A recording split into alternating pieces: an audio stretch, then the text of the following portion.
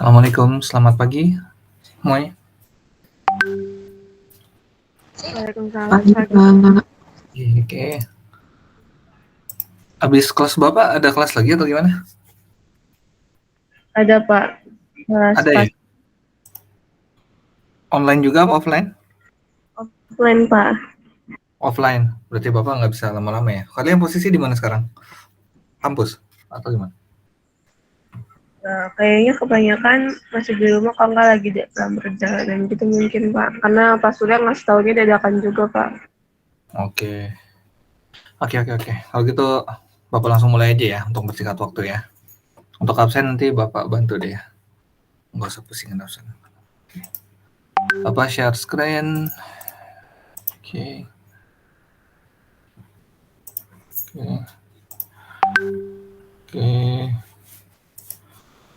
Pajak ya. Kelihatan layarnya? Sudah terlihat belum? Halo. Sudah, Pak. Udah ya. Oke. Bismillah. Ya, minggu ini kita di pertemuan terakhir ya untuk ekonomi teknik. Ini udah materi ke-16. Ini terakhir materinya tentang pajak dan inflasi ya. Ini sebenarnya lebih banyak ke inflasinya sih. Cuma memang ngitung pajak ya. Pajak.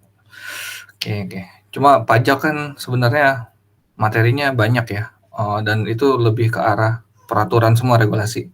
Cuma di sini kita dari sisi ekonomi teknisnya untuk pajak, untuk tingkat pajaknya atau rasio pajaknya nanti dikasih di soal gitu ya. Jadi kalian nggak perlu musingin mau lihat pajaknya harus kena berapa persen. Ya itu udah ranahnya, bukan ranah bidang kita lah ya. Kita cuma memanfaatkan atau cuma tahu teorinya ya. Gimana sih pajaknya kalau masuk ke perhitungan kita tuh seperti apa. Oke, di sini inflasi dulu ya. Apa sih inflasi? Kan ini pajak dan inflasi ya. Itu semua sebenarnya pajak tuh salah satu cara untuk mengatasi inflasi. Inflasi itu apa sih? Inflasi adalah suatu keadaan perekonomian di mana harga-harga secara umumnya akan mengalami kenaikan ya, seperti namanya inflasi. Inflasi kan inflate ya kalau bahasa Inggris, artinya gembung ya, naik dia. Dan kenaikan harga itu berlangsung dalam jangka panjang ya. Kalau udah naik biasanya susah turunnya ya. Itu udah rahasia umum lah. Nah, inflasi ini secara umum terjadi karena jumlah uang yang beredar lebih banyak daripada yang diperlukan. Nah, ini dari sisi finansial ya, dari sisi ekonomi ini salah satunya ya. Salah satunya tuh biasanya karena jumlah uangnya tuh yang beredar lebih banyak daripada yang diperlukan, sehingga barang-barang tuh harganya jadi inflasi ya, jadi naik, jadi inflate. Kurang lebih seperti itu ya. Inflasi contoh misalkan kalau bahasa Inggris inflasi itu seperti balon ya. Balon kan inflate itu digembungin ya atau ditiup lah. Nah, jenis-jenis inflasi itu apa aja? Itu bisa dibagi berdasarkan tingkat keparahannya. Ada inflasi ringan. Maksudnya inflasi ringan itu apa? Inflasi yang masih belum begitu mengganggu keadaan ekonomi. Inflasi ringan itu biasanya berada peningkatannya tuh di bawah 10% lah per tahunnya ya, peningkatan harganya. Itu masih dikategorikan ringan. Terus juga ada inflasi sedang. Inflasi sedang itu masih belum membahayakan karena tingkat kenaikan harganya itu antara 10 sampai 30%. Tapi ini udah pasti akan menurunkan kesejahteraan orang-orang yang mempunyai penghasilan tetap ya. Dan kemungkinan besar kita kalau udah kerja tuh penghasilannya tetap ya. Karena biasanya kalau kita mau nyari kerja tuh nego di awal, mau gaji berapa per bulannya, kurang lebih seperti itu ya. Mau PNS kayak mau swasta kayak biasanya penghasilan tetap. Yang nggak tetap itu cuma pedagang ya, kurang lebih seperti itu. Sama kalau punya bisnis sendiri, nah itu baru ya. Nah, terus ada inflasi berat. Inflasi berat ini inflasi yang sudah mulai mengganggu kondisi perekonomian ya. Itu ininya tingkat kenaikan harganya itu antara 30 sampai 100% ya. Di sini kalau udah inflasi berat itu suku bunga tuh pasti akan turun. Contoh misalkan kayak di Covid kemarin ya, itu suku bunga turun, yang paling terlihat itu suku bunga KPR diturunin ya, kurang lebih kayak gitu. Kenapa kayak gitu? Untuk menarik orang supaya mau pakai KPR lagi, kurang lebih seperti itu. Terus ada inflasi sangat berat. Inflasi sangat berat itu inflasinya yang sudah mengacaukan perekonomian dan sulit untuk diturunin lagi harganya ya. Inflasi yang sangat berat ini berada atau tingkat ininya ya, tingkat inflasinya tuh udah di atas 100%. Jadi harga barang bisa jadi 2 kali lipatnya ya, udah naik lah. Kurang lebih seperti itu.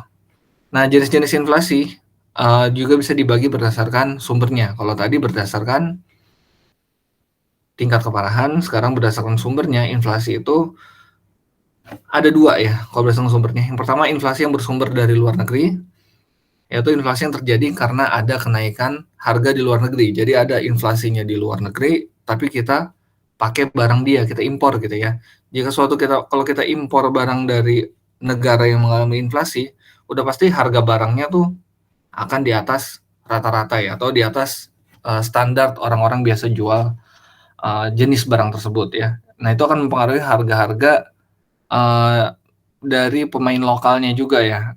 Itu akan menimbulkan inflasi juga, sehingga di dalam negerinya akan menimbulkan inflasi. Biasanya kalau kita impor barang kan itu barangnya kualitasnya lebih baik ya. Tapi kalau ternyata negara luarnya ini ternyata dia mengalami inflasi sehingga harga barangnya naik, itu pasti akan mengganggu perekonomian di dalam negerinya juga, atau di orang yang mengimpor barangnya. Nah, terus ada inflasi yang bersumber dari dalam negeri, yaitu inflasi yang terjadi karena negara nih mencetak uang baru oleh pemerintah ya. Dia negara atau pemerintah mencetak uang baru sehingga akan ada penerapan anggaran defisit.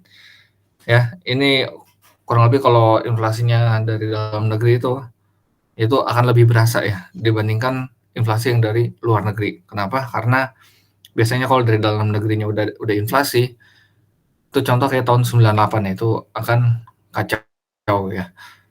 Bahkan nilai mata uang juga di tahun berapa ya, eranya Pak Soekarno itu juga pernah ada inflasi sehingga ada naik mata uang ya, yang tadinya Rp1 jadi minimal 100. Nah ya, kurang lebih seperti itu. Itu kan salah satu jenis inflasi.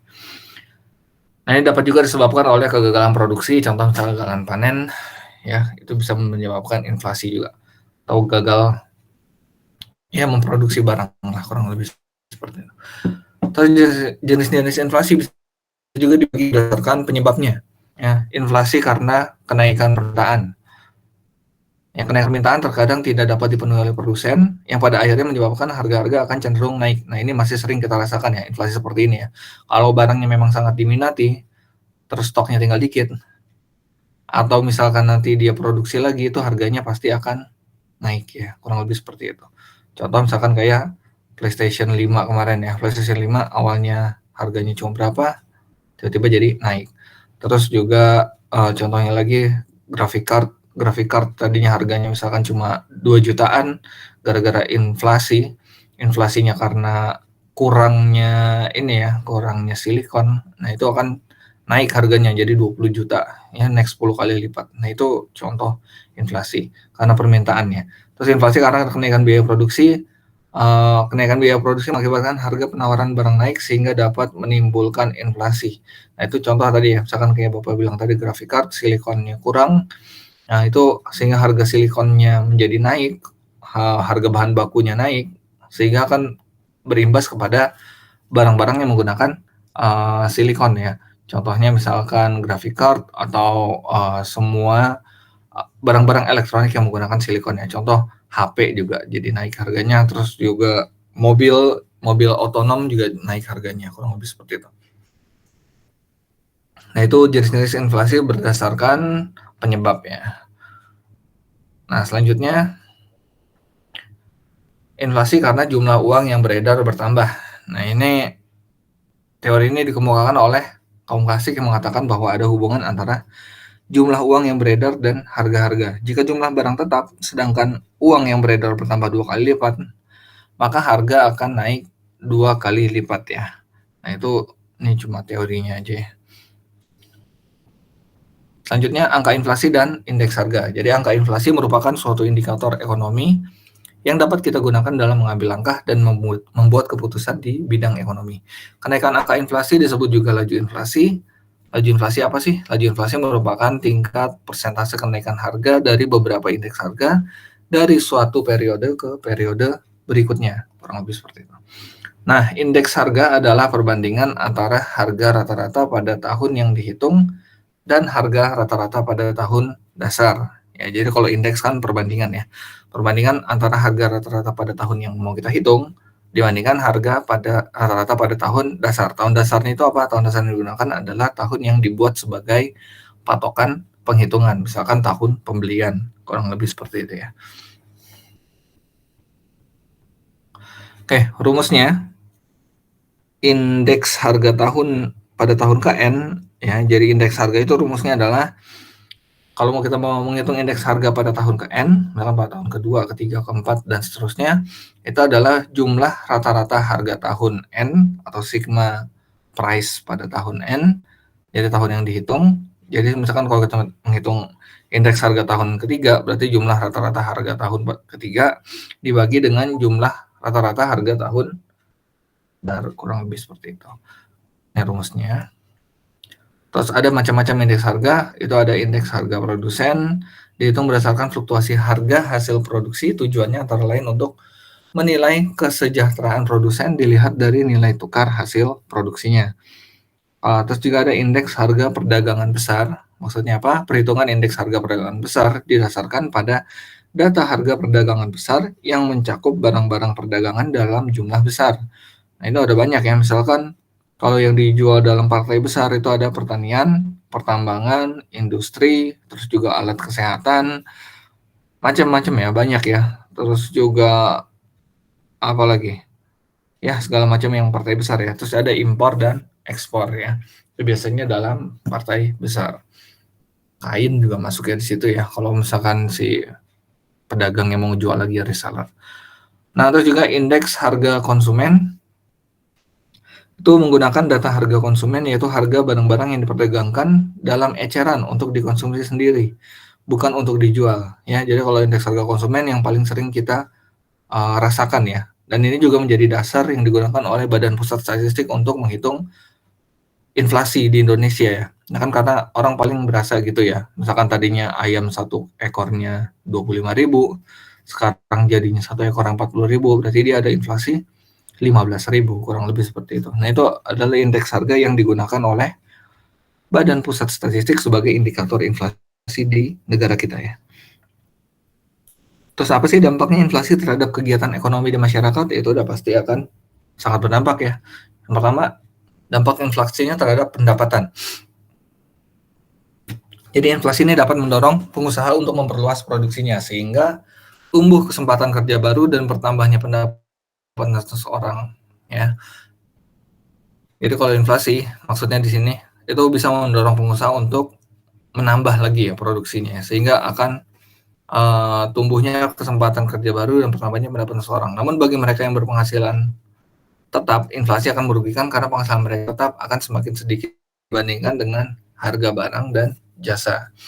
Tapi inflasi juga bisa menyebabkan pengusaha ini juga ya, kalau misalkan pengusahanya nggak bisa memperluas produksinya, berarti kemungkinan kedua adalah dia memotong pegawainya ya, atau PHK. Nah, itu yang paling sering kita lihat sih ya kalau di negara kita ya. Jarang kalau lagi inflasi industri itu memperluas produksinya tuh jarang ya, karena biasanya kalau lagi inflasi harga bahan baku naik, semua mau naik, sehingga pilihannya yang paling logis dan paling sering diambil adalah PHK ya, orang lebih seperti itu. Terus juga dampak inflasi terhadap ekspor. Nah ini pada keadaan inflasi, daya saing barang ekspor berkurang. Ya udah pasti ya, kalau misalkan di negara kita ada inflasi, kalau kita mau ekspor barang, ekspor dari dalam keluar ya, kita mau ngirim, mau jual barang keluar, ya udah pasti kan kalau yang kita jual harganya nggak mungkin di bawah harga produksi ya, pasti di atas harga produksinya. Kalau lagi inflasi harga produksi mahal, itu udah pasti barang yang kita jual harganya juga akan mahal. Kalau dibandingin dengan produk lokal yang tidak mengalami inflasi, itu pasti kita akan kalah saing ya. Kecuali kalau memang barang kita punya nilai lebih ya. Kalau barang kita punya nilai lebih sehingga akan dipertimbangkan oleh orang, itu tetap akan dibeli, tapi itu juga pasti akan berpengaruh terhadap jumlah penjualannya, kurang lebih seperti itu. Terus juga dampak inflasi terhadap minat menabung. Udah pasti ya, kalau inflasi tadi kan akan menurunkan suku bunga, sehingga kalau orang mau nabung ke bank itu akan mikir-mikir lagi. Biasanya orang nabung ke bank tuh ada ya, nggak semua orang sih ya, tapi kebanyakan orang tuh kalau nabung ke bank emang pengen dapat bunganya, kurang lebih seperti itu. Kalau suku bunganya berkurang, ya orang bakalan mikir 1000 kali ya untuk nabung di bank ketika terjadi inflasi.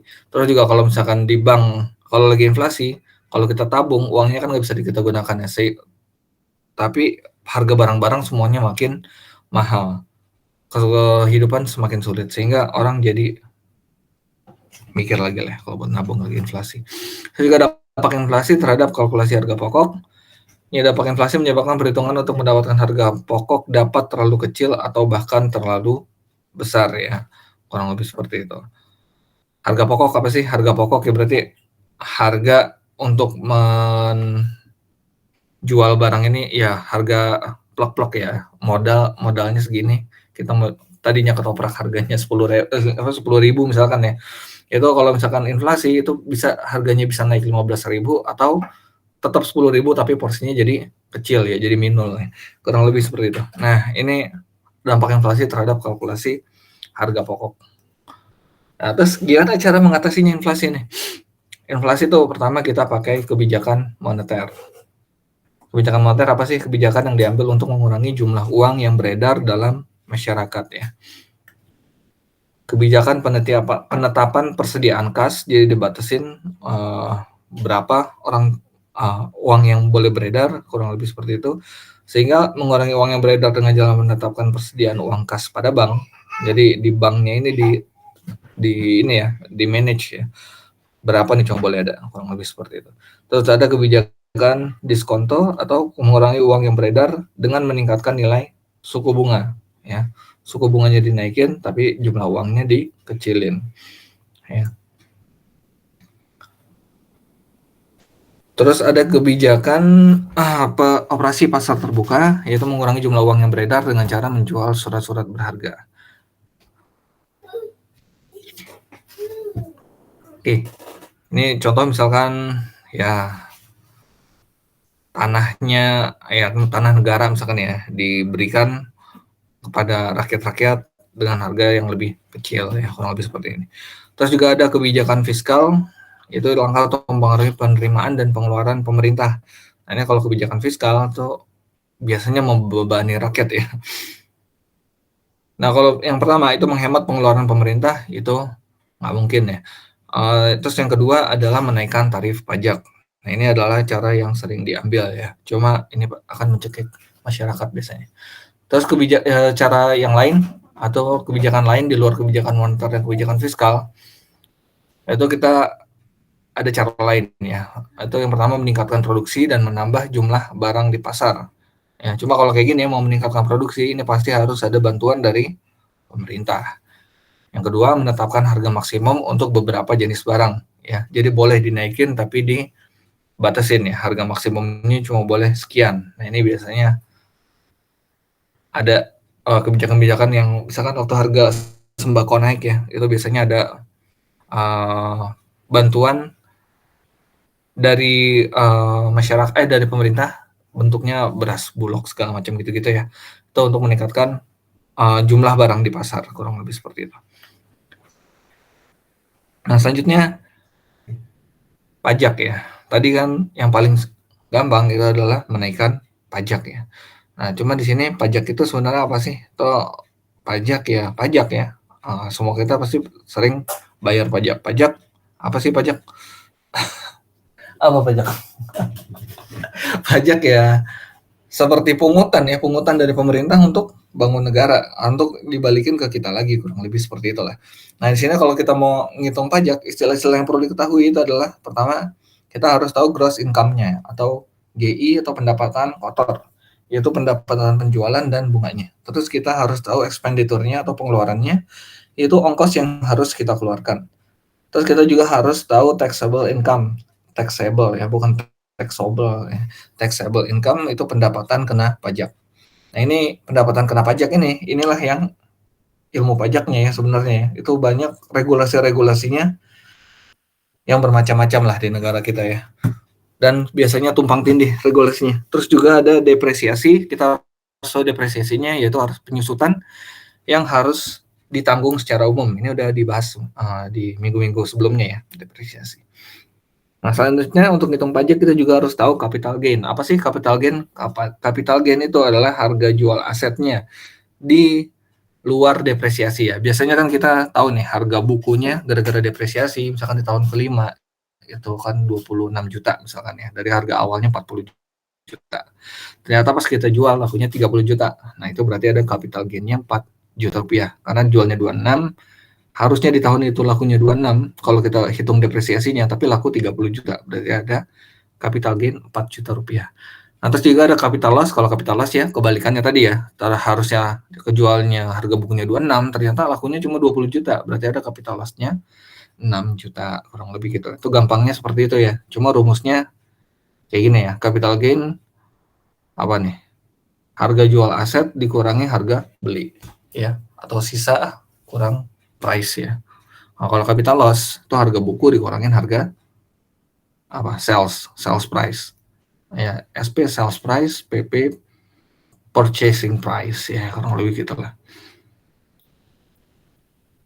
Terus juga kita harus tahu RD atau required depreciation. Apa ini? Aset terdepresiasi dijual atau itu harus lebih besar dari nilai buku termasuk pendapatan kena pajak. Terus juga ada perhitungan dasar perpajakan dirumuskan dengan pajak itu adalah taxable income dikali dengan rasio pajaknya atau tingkat pajaknya.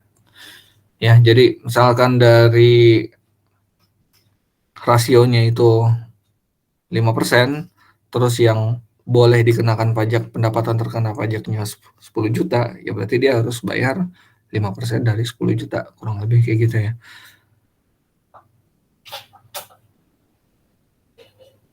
Substitusi TI, taxes, itu gross income, dikurangin expenditure, kurangin depresiasi, dikali tax income. Ya, ini rumus T-nya ya. Tadi udah dapat belum sih? Oh iya, ini udah ya. Rumus teksnya itu sini ya. Teksnya itu dapat dari rumus yang sebelumnya di awal.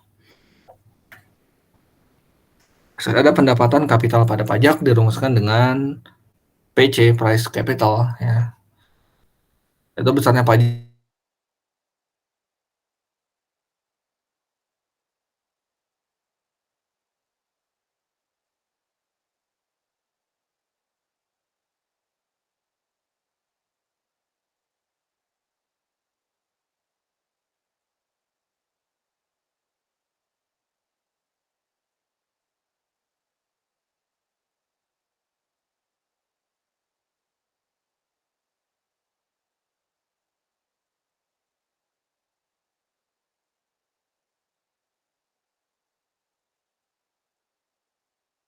kalian raise hand.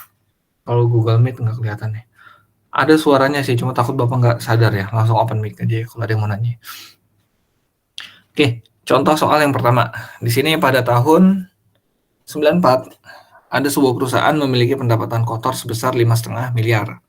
Dengan total pengeluaran dan depresiasi, jadi udah pengeluaran terus juga udah sama depresiasinya, itu pada tahun tersebut adalah 3,7 miliar. Misalkan pengeluarannya 3 miliar, ternyata depresiasinya 700 juta gitu ya. Sehingga total pengeluaran dan depresiasinya 3,7 miliar. Nah, di sini berapakah pajak pendapatan yang harus dibayar oleh perusahaan bila pada interval taxable income tersebut, itu tingkat pajak yang dikenakannya adalah 45%. Oke. Sini gimana cara ngerjainnya? Itu langsung aja ya. Tadi kan taxable income itu harga awal, pendapatan kotor atau gross income dikurangin expenditure dikurangin depresiasi. Nah, di sini udah ada pengeluaran sama depresiasi kalau dijumlah 3,7 miliar. Sehingga taxable income-nya adalah 5,5 dikurangin 3,7 itu 1,8 miliar. Sehingga pajak yang harus dibayar adalah taxable income dikali rasio pajaknya atau tingkat pajaknya. Tingkat pajaknya 45%. Berarti langsung aja dikali 1,8 dikali 45%. 45%, 45 per 100 atau 0,45. Sehingga kita dapatkan angkanya adalah 810 juta rupiah pajak yang harus dibayarkan oleh perusahaan tersebut. Kurang lebih seperti itu. Ini masih simpel ya, contoh pajak yang paling simpel ya. Ada yang mau ditanya? Enggak ya. Oke. Selanjutnya ada efek pajak pada model depresiasi yang berbeda. Oke, di sini pemilihan model depresiasi dapat mempengaruhi besarnya nilai present worth pajak yang harus ditanggung oleh perusahaan. Jadi metode depresiasi kan kemarin ada banyak ya. Ada straight line, ada sum of year digit, ya. Terus juga ada apa tuh? Ya ada banyak ya, ada 5 atau 6 ya. Nah itu kan masing-masing ada caranya beda-beda ya. Nah ini metode depresi yang berbeda itu akan mempengaruhi present worth-nya yang akan kita bayarkan. Jadi present worth itu apa? Nilai pajak dibandingin sama nilai sekarang ya. Kalau misalkan ternyata tahun depan kita harus bayar 20 juta, kalau 20 juta itu ditarik ke masa sekarang itu kira-kira berapa sih harganya? Nah itu present worth. Nah ini nilai PW yang pajak yang akan dibayar akan semakin rendah apabila metode depresiasi yang digunakan semakin cepat menurunkan nilai dari aset yang didepresiasi. Oke. Nah di sini makanya jadi dasar pembayaran pajak kita ya, misalkan ini menjadi salah satu cara untuk menurunkan harga pajak lah, kurang lebih kayak gitu. Nah di sini rumusnya taxable income itu adalah harga barang sebelum kena pajak atau BTCF nih, before taxes cash flow dikurangi harga depresiasinya. Nah, terus harga setelah kena pajak atau after tax cash flow, ya, aliran dana setelah kena pajak itu adalah aliran dana sebelum kena pajak dikurangi dengan pajaknya itu sendiri. Kurang lebih seperti itu. Contoh soalnya ya. Misalkan harga awal sebuah aset adalah 50 juta rupiah. Itu umurnya 5 tahun, nilai sisanya 0. Aliran kas sebelum pajak setiap tahunnya adalah 20 juta. Terus tingkat pajak yang dikenakan adalah 30%, dan rate of return setelah pajak adalah 10%. Bandingkan nilai present worth dari pajak yang dikenakan apabila digunakan metode depresiasi garis lurus. Yang kedua depresiasi sum of year digit. Lebih seperti itu. Nah, kalau pakai depresiasi garis lurus itu gampang ya. Pertama kita hitung dulu besarnya depresiasi tiap tahun tuh berapa sih? 50 juta dikurang 0 tadi ya, nilai sisanya 0 dibagi dengan 5 berarti 10 juta rupiah ya, depresiasinya 10 juta. Oke.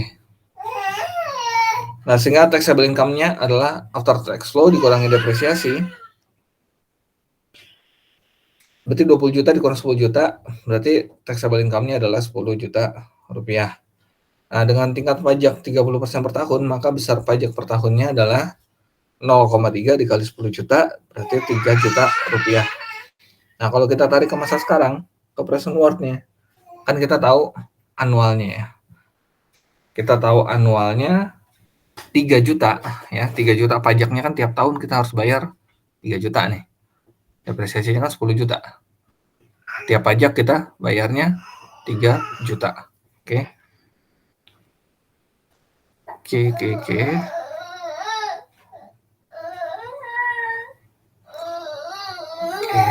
Tadi 30%, tingkat pajaknya 30% per tahun, depresiasinya 10 juta. Oke. Sehingga anualnya kan berarti kita bayar 3 juta setahunnya. Kita mau tarik ke dia ke annual, anualnya 3 juta, kita tarik ke present berapa sih? Nah, itu suku bunganya tadi 10% selama 5 tahun, berarti 3 juta dikali 10% atau present annual, 10% 5, itu lihat di tabel suku bunga itu angkanya 3,791, sehingga 3,791 dikali 3 adalah 11,373 juta. Ya, kurang lebih present worth pajaknya itu, kalau kita, jadi selama 5 tahun, ini maksudnya apa? Present worth pajak itu. Jadi kalau kita bayar pajaknya ini tiap tahun 3 juta, 3 juta, 3 juta, 3 juta, 3 juta, kan itu ada berapa? 3, 6, 9, 12, 15 juta ya sebenarnya ya. Nah itu sebenarnya 15 jutanya ini kalau kita bayar plug di awal, itu sama aja kayak 11 juta lah kalau kita lihat dari, kita tarik mundur ke belakang ya, kita tarik ke masa sekarang ya, dari future kan kita bakal bayaran 3 juta nih normal. Nah sehingga present worth-nya itu kalau yang tadinya, kalau kita total itu sebenarnya ada 15 juta, Tapi ternyata nilai angkanya itu adalah 11,373 juta ya, jumlah pajaknya. Nah, solusi kedua itu kita diminta menggunakan sum of year digit ya. Sum of year digit itu kemarin caranya udah Bapak ajarin ya. Sum of year digit itu pakai yang n dikali n plus 1 dibagi n dikali n plus 1 dibagi apa ya? Lupa Bapak. N kali n plus 1 dibagi, kita lihat lah. Agak Bapak buka ini biar kita ngomongnya berdasar ya. N kali n plus 1 bagi 2 ya. Oke, n kali n plus 1 bagi 2 berarti kan 5 dikali 5 plus 1 bagi 2 berarti kan 30 bagi 2 15 ya. Berarti terus udah dapat 15-nya, kita hitung nilai depresiasinya adalah seperti ini ya. Kalau sum of year digit itu kan depresiasinya tiap tahun beda ya. Nah, sehingga nanti dia akan ada gradien atau kenaikan ya. Makanya nanti pakai suku bunganya yang present gradient atau ke present gradient lah udah pasti, karena kita kan mau narik nilai ke sekarang ya, present worth, kurang lebih seperti itu. Nah, sehingga setelah dihitung hasil depresiasinya, tiap tahun kan depresiasinya beda-beda ya. Nah, taxable income-nya juga pasti beda. Tadi taxable income rumusnya kan udah Bapak kasih tahu ya, sehingga dapat taxable income-nya itu adalah 3,3 juta. Tadi rasio pajaknya 30%, sehingga dapat pajak yang harus dibayar tiap tahunnya itu tahun pertama 1 juta, tahun kedua 2 juta, tahun ketiga 3 juta, 4 juta, 5 juta ya. Naik 1 juta terus nih tiap tahun. Berarti dia ada gradien 1 juta ya untuk pajaknya. Selain anual ya. Selain annualnya itu annualnya 1 juta juga. Dari mana? Annualnya 1 juta dari 20 juta depresiasi sum of year digit. Oke. Oke, dia kan jadi annualnya 1 juta, gradiennya naiknya 1 juta ya, makanya gitu ya. Jadi present worth-nya annualnya kan sebenarnya kalau kita tarik sama gradiennya ya, itu kan annualnya 1 juta, gradiennya naik 1 juta ya. Kalau lebih seperti itu. Nah, yang annualnya 1 juta itu kita tarik ke present. Karena ini ya, beda-beda nih, 1 jutanya ditambah terus nih. Walaupun ini udah kita tarik ke present, dapat present annual 10% 5 tahun, ditambah gradiennya 1 juta, present gradien 10% 5 tahun. Tinggal kita dapat angkanya 1 juta dikali 3,791 ditambah 1 juta dikali 6,862 atau 3,791 juta tambah 6,862 juta itu adalah 10.653.000 rupiah, kurang lebih seperti itu ya. Itu present worth dengan metode sum of year digit, kurang lebih seperti itu. Sampai di sini dulu, ada yang mau ditanyain?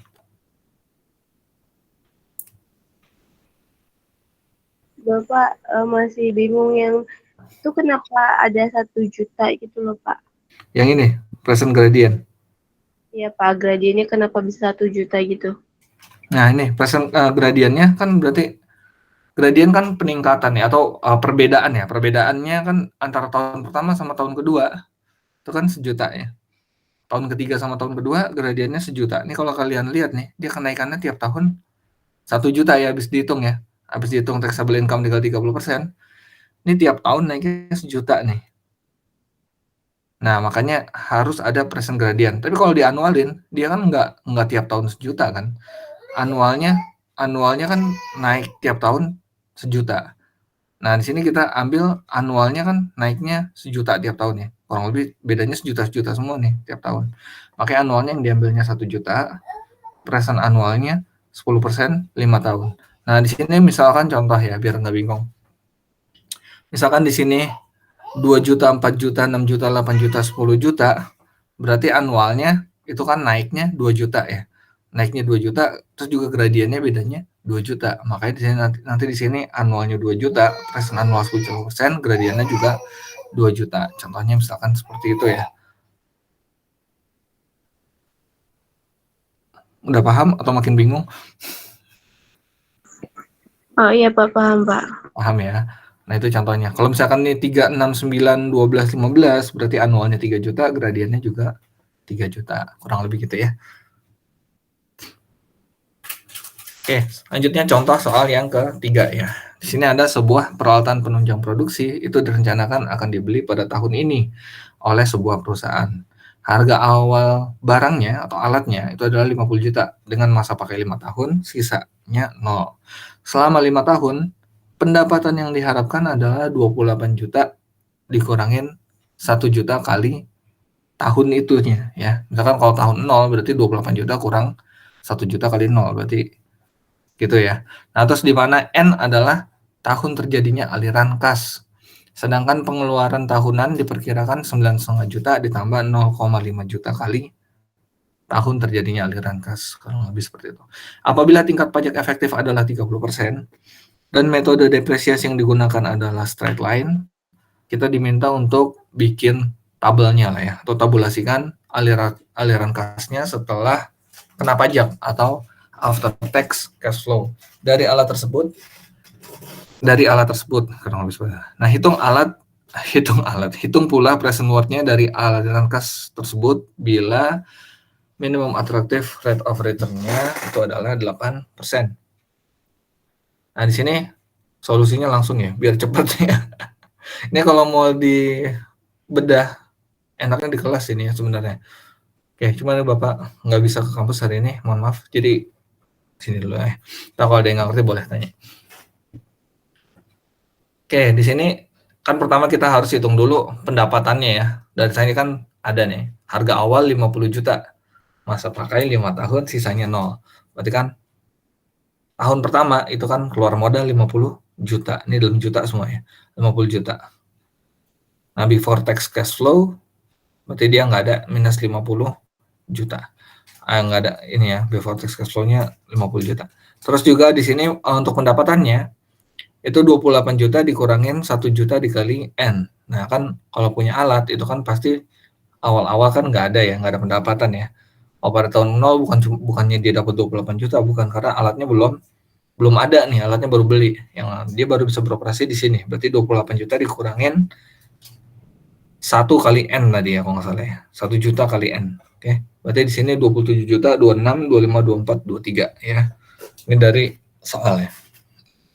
Nah, terus pengeluaran tahunannya, entah itu biaya operasi, biaya maintenance, segala macam ya, itu adalah 9,5 juta ditambah 0,5 juta kali N. Berarti 9,5 ditambah 0,5 kali 1, 10 ya. Ditambahin setengah lagi, tambahin setengah lagi, tambahin setengah lagi, tambahin setengah lagi. Sehingga ini adalah pengeluarannya.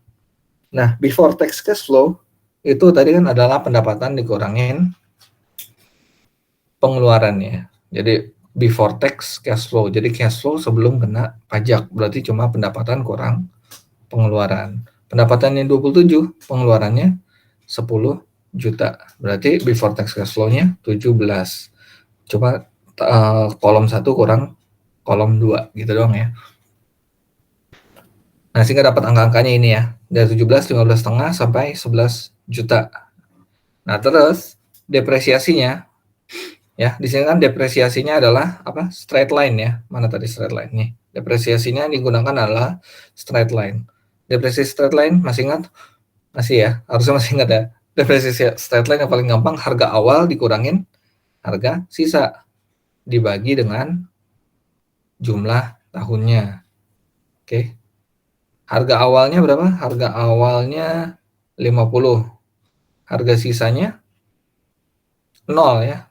50 kurang 0, 50 dibagi tahunnya 5 juta. Tahunnya 5 juta. Tahunnya 5 tahun. 50 juta kurangin 0 dibagi 5 tahun, berarti dia depresiasinya tiap tahun 10 juta ya. Sini turun 10, 10, 10, 10 sampai di akhir tahun dia 0 perak ya harganya. Nah, terus untuk taxable income-nya, taxable income itu apa tadi?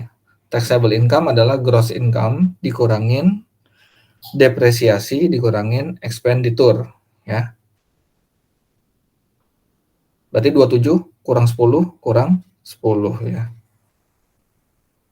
27 kurang 10 kurang 10 ya. Bukan kurang 3 nih. Ini kok 3 kurang 4. Ya, atau 3 kurang 4 ya 1 kurang 2. Enggak lah ya. Ini ya. Nah, berarti 27 dikurangin 10 dikurangin 10, 7. 26 kurangin 15,5 kurangin 10. 26 dikurangin 10,5 kurangin 10. Dapat 5,5 gitu ya. Kurang lebih gitu ya. Selanjutnya sampai di bawah gini. Ini bukan 3 kurang 4 ya, 2 kurang 1 kurang, nah ntar Bapak benerin lah ya. Sekarang aja Bapak benerin, kenapa nanti ya? Bisa sekarang, kenapa nanti?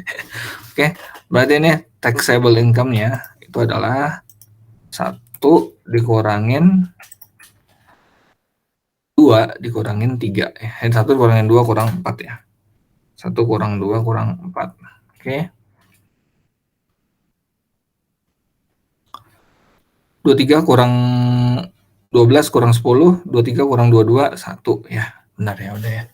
Oke, pajaknya itu adalah taxable income dikali dengan tingkat pajaknya. Nah, ini tingkat pajaknya diketahui di soal lah ya.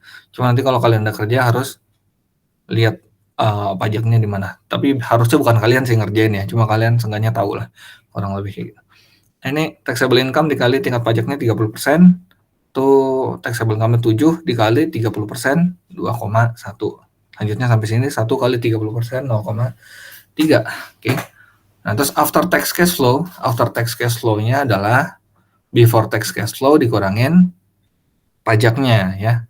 Berarti 3 dikurang 6, 17 kurang 2,1, 14,9 kurang lebih seperti itu. Nah, tabel suku bunganya, berarti kalau kita mau lihat berapa sih pajaknya yang harus dibayar. Berarti kan present, future ya, harga kedepannya yang present future dikali 8% dikali 1. Ini contohnya misalkan di sini berarti 14,9 dikali suku bunga present future kali 8% kali 1.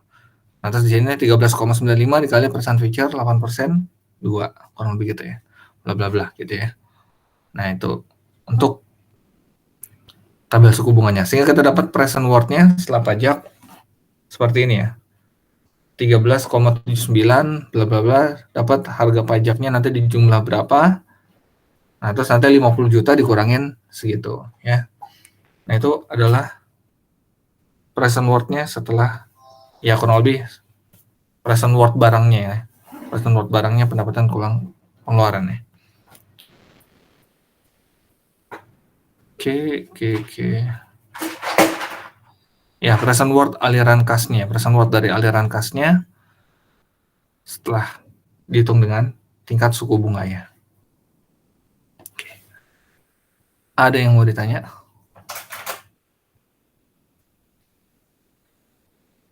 Jadi ini 14,9 dilihat ke zaman sekarang ya, ke zaman sekarangnya. Terus 13,95 ditarik ke zaman sekarangnya. Ini tahun keduanya. 12,8 ditarik ke zaman sekarangnya, tahun ketiganya. 11,75 tahun keempat ditarik ke zaman sekarang, di tahun keempat. Kurang lebih seperti itu ya. Sehingga aliran kasnya menjadi seperti ini ya. Ini ditambah dapat 1,834 juta. Ya kurang lebih alat ini nanti aliran kasnya setelah kita bayar pajak itu akan ada untung 1,834 juta rupiah.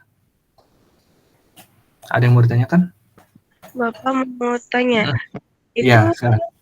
yang PW setelah pajak itu ditotalin semua, tapi kenapa jadi 1,834 juta ya Pak ya? Saya kan yang atas 13, terus gitu loh Pak. Kayaknya nggak mungkin 1,834 atau gimana Pak cara ngitungnya Pak? Ini kan present worth cash flow ya, kan cash flow ya. Cash flow kan berarti aliran pajak. Aliran kas. Aliran kas itu kan berarti semua pengeluaran sama semua pendapatan ya. Berarti pendapatan kurang pengeluaran. Ini di tahun awal dia tuh udah ada pengeluaran atau invest 50 juta dari alatnya. Ini minus 50 juta ya. Nah, ini untuk aliran kas setelah kena pajak ditarik ke masa sekarang, present worth ya. Itu dia kalau dia beroperasi nih barangnya pada tahun pertama dia akan menghasilkan 13,796 juta rupiah. Ya, jadi ini minus 50 ditambah 13,796 ditambah 11,959 ditambah 10,161 ditambah 8,636 ditambah 7,282. Coba dibantu aja ngitung. Bapak bantu deh pakai kalkulator di sini. Kalkulator ya.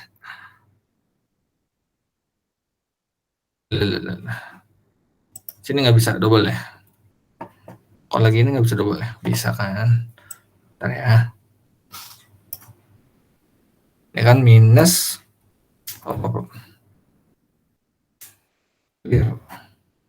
kita taruh ya, dia minus 50 mana? Kalau nggak 50 terakhir aja ya, kita kurang ya. 13,796 ditambah 11,959 ditambah 10,161 ditambah 8,639 ditambah, Bapak kok jadi ngaco ya ngitungnya? Kayak jadi ribuan ya, bentar. Ini koma sama titiknya kebalik-balik nih, terbolak-baliknya. Oh, CE ya. Mana C? Oke. Ya, 13, komanya ini bener kan? 796 ditambah 11,959 ditambah ya 25, 10,161 ditambah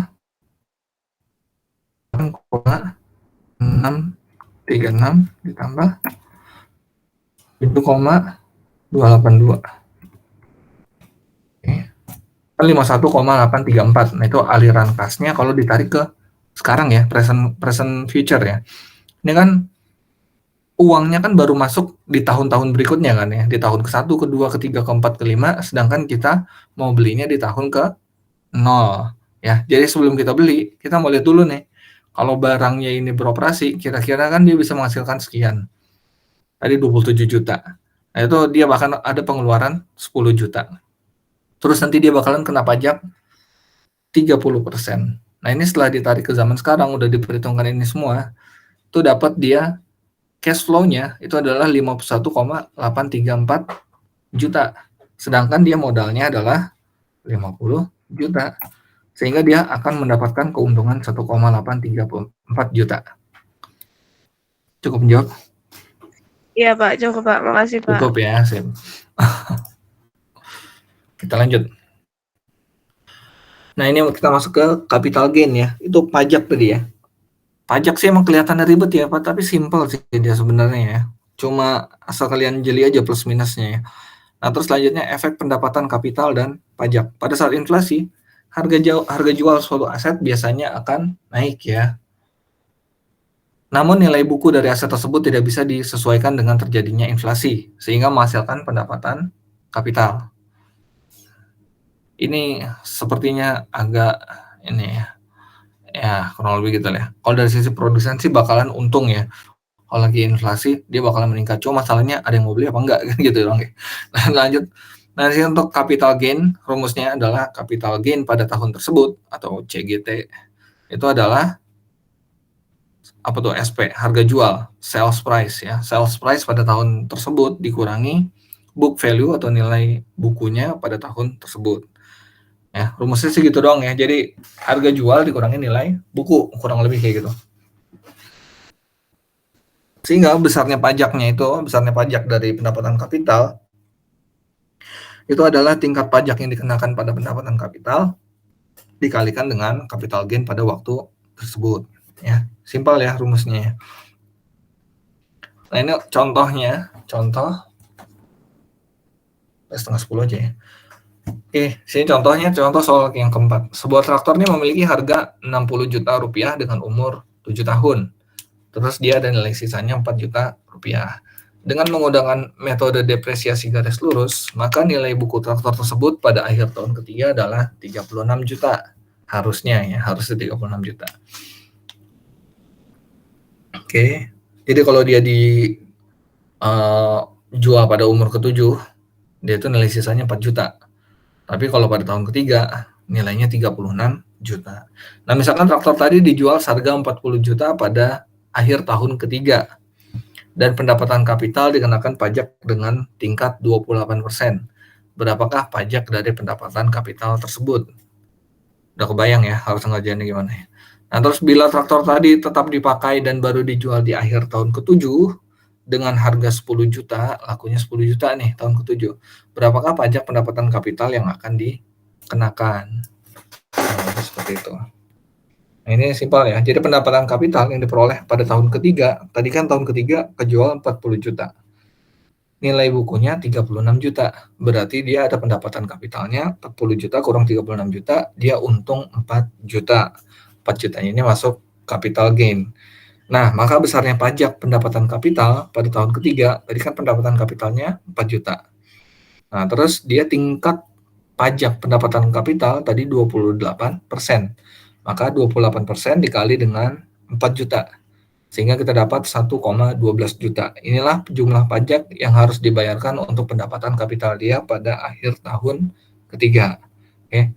Nah, kalau misalkan dia lakunya baru dijual di tahun ketujuh, ya, di tahun ketujuh dia lakunya 10 juta ya. Nah, lakunya 10 juta, terus pada tahun ketujuh nilai bukunya 4 juta. Sehingga dia ada pendapatan kapital 6 juta. Nah, sehingga dia harus bayar pajaknya 6 juta dikali tingkat pajaknya. Tingkat pajak kapitalnya tadi 0,28. Sehingga 6 dikali 0,28, 1,68 juta. Jadi kalau dia jual di tahun ketiga, dia bayar 1,12 juta untuk pajak pendapatan kapitalnya. Kalau dia jual di tahun ke-7, pajak pendapatan kapitalnya 1,68 juta. Sampai di sini ada yang belum mudeng?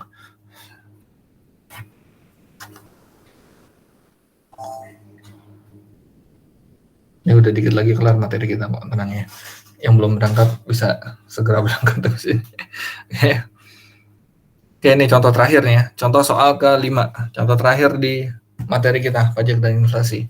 Oke, seorang pengusaha properti membeli sebidang tanah dengan harga 100 juta dan menyediakan uang 1,6 miliar untuk membangun apartemen di atas tanah tersebut. Pendapatan tahunan sebelum pajak dari penyewaan apartemen diperkirakan sebesar 300 juta selama 40 tahun dengan dasar nilai uang sekarang. Pengusaha tadi merencanakan akan menjual apartemen pada akhir tahun ke-6 pada saat nilai properti tersebut diperkirakan mengalami peningkatan. Sesuai dengan aturan pajak, harga tanah tidak terdepresiasi, tetapi diperhitungkan sebagai nilai sisa. Sedangkan ongkos konstruksi bisa didepresiasi selama 32 tahun sebesar 10%. Ribet benar soalnya ya. Ini tidak termasuk inflasi. Tingkat pajak pendapatan yang dikenakan adalah 34%, dan tingkat pajak pendapatan kapitalnya adalah 28%. Apabila diasumsikan tidak ada inflasi dan harga jual properti termasuk tanahnya adalah 2,1 M, di akhir tahun ke-6 berapakah net present value dari investasi tersebut? Nah, ini yang diketahui pertama adalah nilai tanahnya 100 juta, lalu nilai bangunannya 1,6 miliar ya. Untuk membangun itu price-nya ya, dia menyediakan, dan akan terdepresiasi selama 32 tahun sebesar 10%. Nah, ini berarti before tax cash flow-nya adalah 300 juta. Dari mana 300 juta? 100 juta dan menyediakan ini ya. Pendapatan tahun sebelum pajak dari penyewaan apartemen diperkirakan sebesar 300 juta selama 40 tahun. Oke, dari soal ya. Dari soal.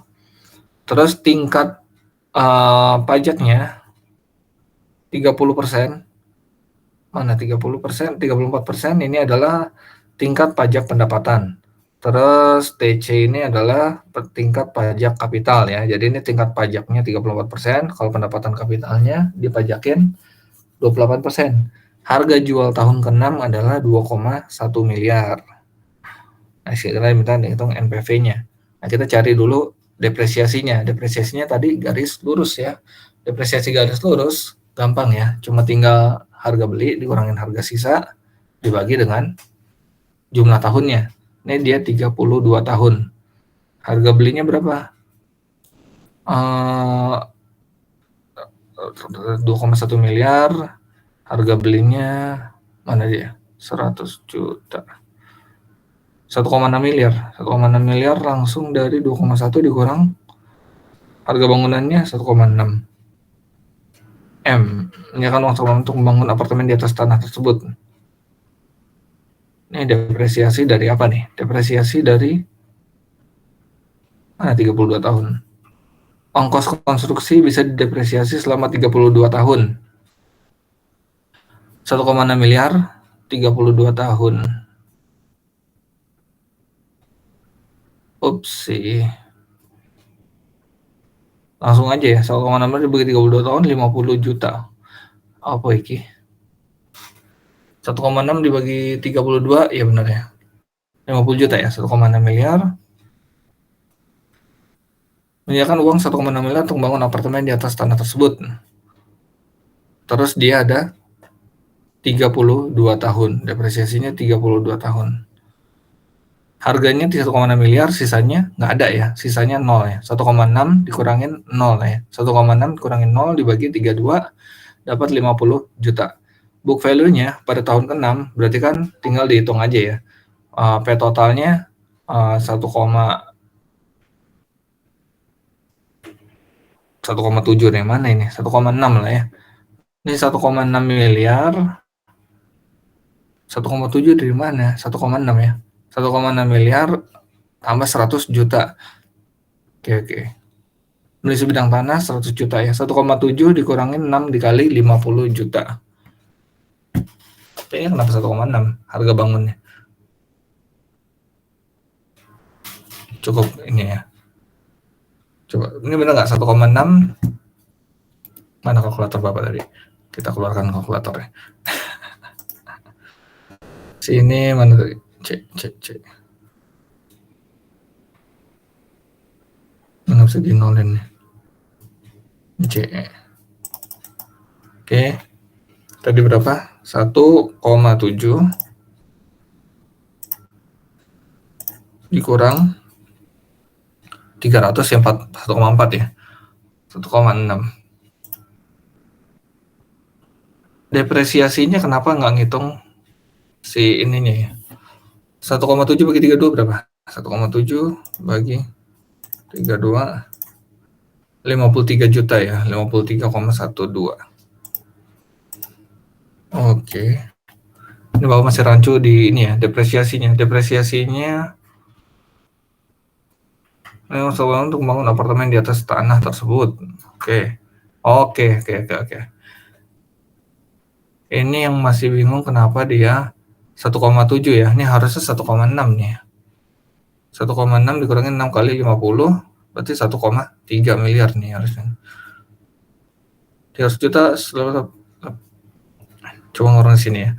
Nah, itu pendapatan bersih setelah dikurangi pajak setiap tahun sampai tahun ke-6 adalah before tax cash flow-nya tadi 300 juta ya. 300 juta dikurangin taxable income, berarti before tax cash flow dikurangin depresiasinya. Before tax cash flow dikurangin depresiasinya 300 juta dikurangin 50 juta. Kalau ini masih masuk ya depresiasinya. Kenapa harga tanahnya nggak terdepresiasi? Karena harga tanah tadi dibilang masuk ke nilai sisa. Sedangkan di sini yang book value-nya, ini Bapak masih ragu ya, 1,7 miliar ya. Nilai bukunya oke lah. Nilai bukunya masuk ke sini ya, 1,6 tambah 100 ya, 1,7. P totalnya karena dia masuk nilai pembelian ya, karena harga tanahnya dibeli, tapi kalau depresiasi harga tanahnya nggak terdepresiasi. Jadi dia 1,7 dikurangin 6 kali 50, 1,4 miliar ya, nilai buku per tahun ke-6-nya. Nah, terus untuk after tax cash flow-nya 300 juta dikurangin before tax cash flow dikurangin depresiasi dikali dengan suku bunganya. Suku bunganya itu adalah berapa tadi? 34%, benar ya, 34% suku bunganya, sehingga dapat 215 juta after tax cash flow-nya. Nah, untuk capital gain-nya kita harus cari dulu harga jualnya dikurangin harga bukunya. Harga jualnya pada tahun ke-6 adalah 2,1 miliar. Harga bukunya 1,4 miliar. Sehingga ini dapat berapa nih? 700 juta lah ya. 700 juta dikali 28% itu dapat 196 juta. Sehingga untuk pajak dari pendapatan kapitalnya itu adalah 196 juta. Untuk pajak dari aliran dananya itu adalah 215 juta ya. Jadi totalnya kalau dia harus bayar jualnya itu adalah berapa nih? Pendapatan kapital setelah pajak, harga jual pajak, ini after tax cash flow ini belum pajak ya. Ini masih after tax cash flow 215 juta. Harga jual per tahun ke-6 Harga jual pada tahun ke-6 2,1 kurang 1,904 miliar.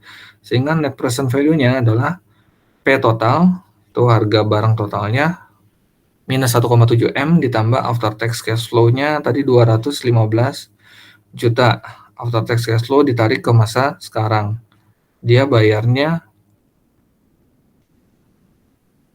annual. Kenapa annual? Harusnya future ya. Ada yang tahu kenapa annual? After tax cash flow-nya annual. Oh, Bapak bingung ya after tax flow-nya kenapa annual ya? After tax cash flow. Oke. Kenapa annual? Karena dia bayarnya berkala ya. Oke. After tax cash flow-nya dia bayar berkala, annualnya sekian, 215 juta.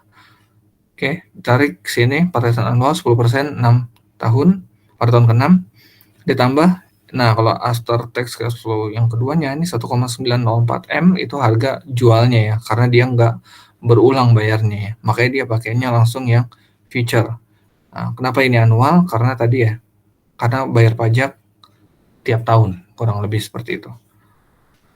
Sehingga dapat NPV-nya adalah 353 juta. 353.703 juta. 353,703 juta ribu ya. Oke. Sampai di sini ada yang mau ditanyakan?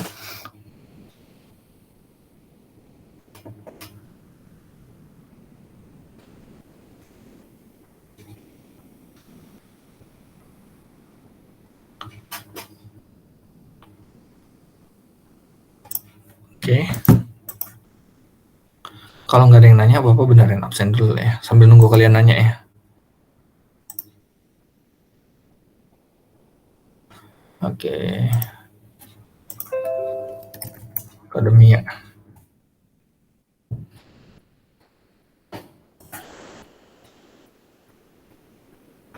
Akademia perkuliahan. Oh, udah rekap aja nih.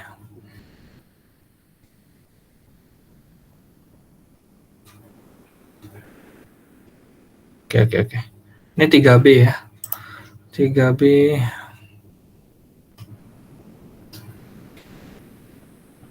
Hop. Kenapa nggak buka-buka? Ini pajak dan investasi.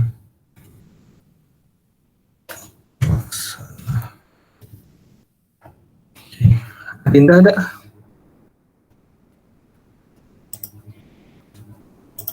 Udah Kak Dinda? Ada ya? Nggak nyaut tapi anaknya. Apa-apa lah. Alfa ada? Hadir. Hadir. Kesya ada Kesya? Hadir, Pak. Ada.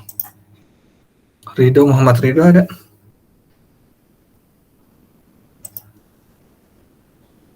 Nah, Dinda belum nyaut nih.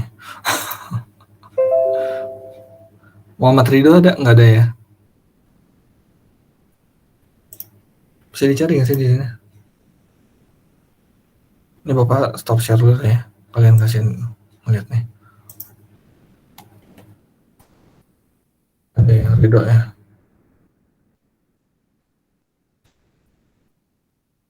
Muhammad Ridho. Muhammad Rival ada. Pak. Ridho apa Rival itu yang nyaut? Rival, Pak. Rival. Novana ada. Ini PJ-nya.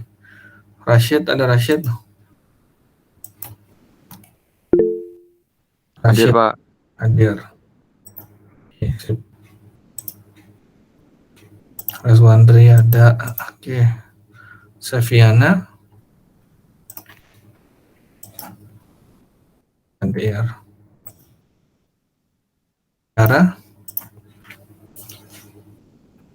Tiara ada Tiara? Hadir, Pak. Hadir. Zahira ada Zahira? Hadir, Pak. Hadir. Adinda ada Adinda? Belum nyaut juga ya, anak ketidur kayaknya. Mau Bapak absenin apa enggak nih? Tapi anaknya ada di sini. Ya Bapak hadirin aja lah ya. Oke. Berarti hadir semua ya. Muhammad Ridho yang belum ada ya. Ridho mana? Ada yang tahu nggak temennya? Di mana Ridho? Dia nggak ngasih kabar apa-apa sih, Pak. Nggak ada. Berarti Bapak apa ini dia nih? Alfa atau izin atau sakit? Mungkin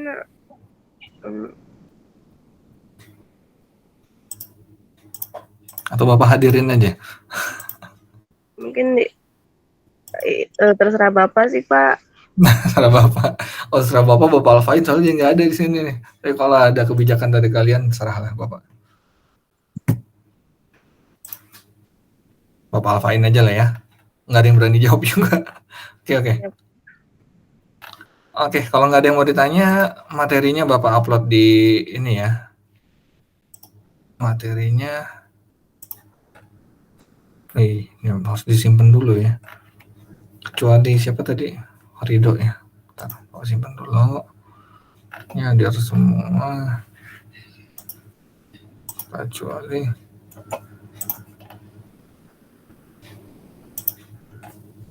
saya Ridho ya, Ridho Alfa 9% sih.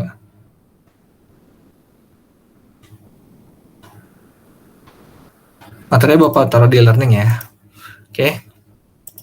Baik, Kalau nggak ada yang mau nanya, Bapak akhiri pertemuan kita. Insya Allah minggu depan udah minggu tenang ya. Jadi tinggal menunggu aja soal UAS-nya ya nanti. Kalau ada kisi-kisi dikasih di minggu depan pokoknya. Bapak diskusi dulu sama Bu Novi ya. Oke. Bapak cukupkan pertemuan kita minggu ini. Terima kasih atas waktu dan perhatiannya. Wassalamualaikum warahmatullahi wabarakatuh. Waalaikumsalam. Terima kasih. Terima kasih, Pak. Yep.